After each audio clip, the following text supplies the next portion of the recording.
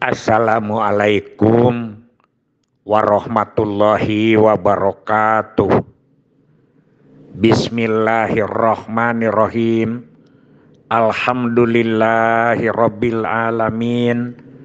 Wassalatu wassalamu ala asrofil anbiya'i wal mursalin Sayyidina Muhammadin wa ala alihi wa sahbihi ajmain, amma ba'du. Bapak Ibu dan kawan-kawan sekalian serta anak cucu Aki dimanapun menyimak dongeng ini, sekali lagi ini sekedar dongeng. Tidak ada pengaruh.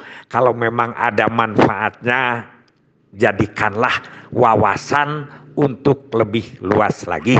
Begitu. Ternyata bahasan tentang masalah dan solusi, apalagi dikaitkan dengan program kita yang sedang kita garap ini, sangat banyak komentarnya. Karena apa? Karena masalah itu dari dulu juga ada. Di mana-mana juga ada masalah. Sampai sekarang ada masalah. Kemudian ini adalah pandangan-pandangan di mana dulu ada masalah, bagaimana penyelesaiannya barangkali adalah salah satu inspirasi saja. Karena masalah dulu dengan masalah sekarang itu berbeda, ya. Kalau dulu orang menentang KB vulgar, sekarang menentang KB secara masif, terstruktur, kadang-kadang di bawah tangan. Begitu. Jadi lebih berbahaya sekarang itu. Ada yang bertanya kepada Aki, Ki, yang pertama Aki ngadongeng tentang pencemoohan terhadap KIE atau kontrak terhadap KIE kita, di mana Aki dituding, ya, cinta ke istri orang lain. Yang kedua, bagaimana waktu itu Aki menghadapi guru yang ngotot tak mau KB gara-gara takut kehilangan pekerjaan. Nah, ini dua masalah di atas, bagaimana solusi dan apakah berhasil atau tidak. Begini ceritanya. Jadi kalau dulu itu kan namanya juga KIE-nya juga KIE gahgar gitu ya. Jadi vulgar gitu ya ngomongnya. Pada saat Aki mengajak KB kepada orangnya, katanya dilarang oleh suaminya. Kenapa suaminya melarang? Nah, dia bilang sudah Aki aja datang. Nah, satu saat pernah, ini kejadiannya tahun 74-an. Datang, Bapak diobrolin segala macam. Marah dia, besar marahnya. Ya, kenapa tidak ikut KB? Karena orang tadi jelaskan dengan baik-baik.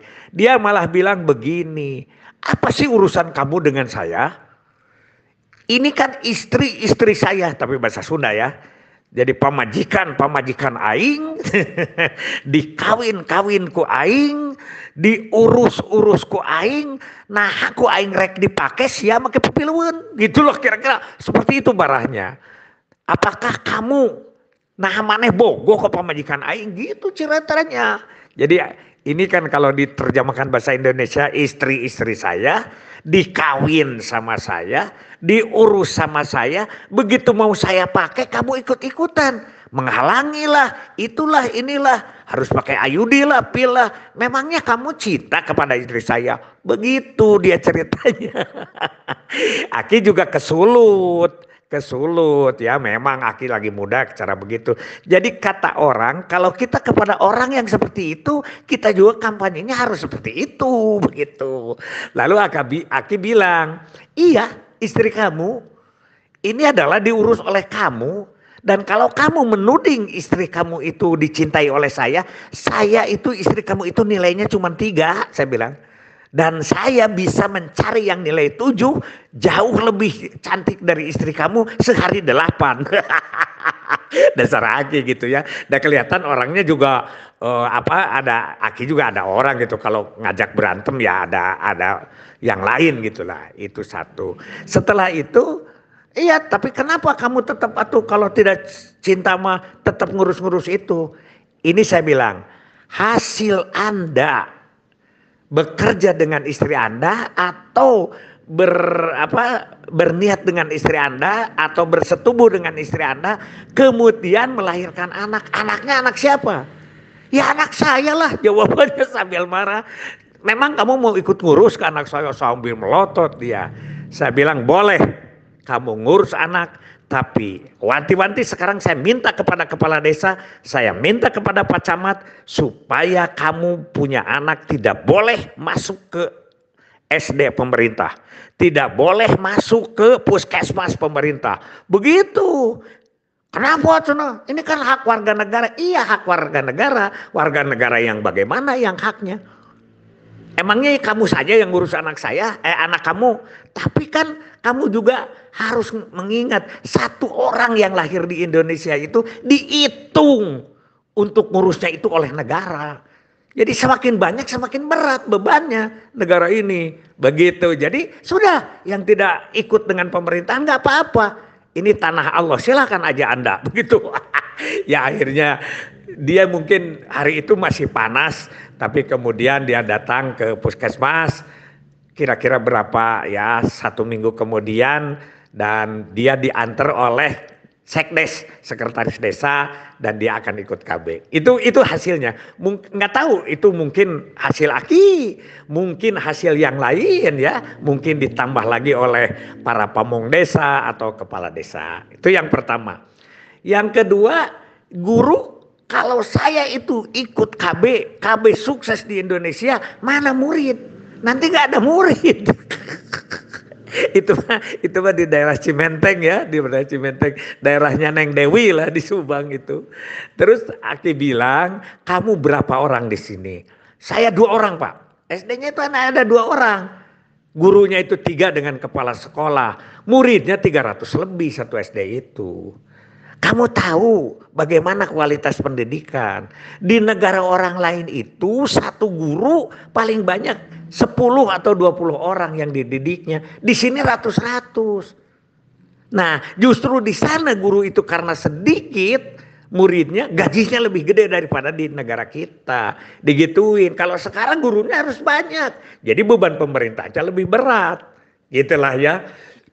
Itu diskusi-diskusi Aki pada waktu dulu itu mah, tempo dulu. Jadi kita seneng aja ini ngobrol ya, begitu. Terus yang kedua Kang Iman Bahanan ini dari Karawang, si podcast ini ya. Dia bilang selalu memberikan kata-kata mutiara, jangan sampaikan kepada Tuhan aku punya masalah. Ya jadi jangan mengadu ke Tuhan, abdi teh kirang duit dan sebagainya. Begitu. Kalau menurut itu minta perlindungan aja, mungkin ini begitu filosofi ini. Tapi katakanlah kepada masalah, aku punya Tuhan. Wah ini sebetulnya ada seperti kata-kata jangan mengatakan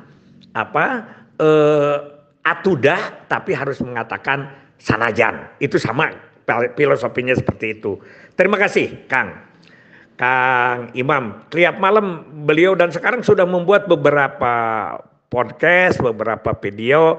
Insya Allah kalau nanti Aki selang tidak ada materi, nanti diekspos secara besar. Kita sharing aja. Jadi tidak bicara yang dulu saja, yang sekarang juga bicarakan. Malah Aki insya Allah besok lusa akan membicarakan tentang bagaimana penguatan posyandu dari pemerintah masa kini, bukan masa dulu. Yang berikutnya obrolan dari Kang Derus kembali nih, Kang Dede Rus Yono di Kuningan. Ki nambah katanya bahwa budaya silaturahim kan begitu di situ. Bahwa silaturahim itu untuk panjang umur, banyak rezeki, kunci masuk surga. Nah itu menurut Kang Dede, dan betul itu. Tapi kajian itu, perintah itu, falsafah itu adalah perintah di dalam kajian agama. Jadi kalau di dalam kajian budaya, mohon maaf, tidak bisa menjadikan cek budaya, kata budaya, bahwa kalau kita silaturahmi itu akan panjang umur, nggak bisa. Tapi kalau yang bisa ngomong gitu mah adalah ketentuan Allah. yang tertulis di dalam atau sabda Rasul yang tertulis di dalam Quran dan hadis. Beda kajian. Ya, jadi kalau kita berbicara tentang budaya ya dibatasi budaya, walaupun itu juga adalah dari gama. Dari gama itu adalah berdasarkan agama. Ya, jadi ilmu amaliyah, amal ilmiah dan lain sebagainya itu adalah kajian-kajian yang sering kita obrolkan. Masih ada kelihatannya, mudah-mudahan ini yang terakhir untuk masalah, tapi kita besok lanjutkan dengan materi yang lain. Hasbunallahu wa ni'mal wakil, ni'mal maula wa ni'man nasir. Wassalamualaikum warahmatullahi wabarakatuh.